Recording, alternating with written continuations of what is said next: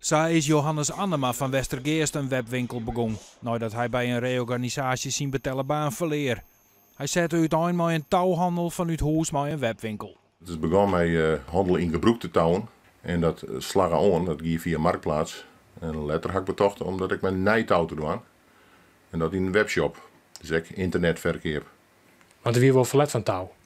Ja, dat morg ik bij de verkeer van gebroekte skipstrossen. Dat er verlet van weer. Vanwege de opkomst van goedkope software is een webwinkel beginnen in je vaardig. Het mooie van een webshop is, je bent net afhankelijk van je standplaats. Het ken onhoes. Dus dat is het mooie. Dus het plak is net belangrijk. Nee. Dus ik hoef niet te investeren in een bedrijfspand of een winkel.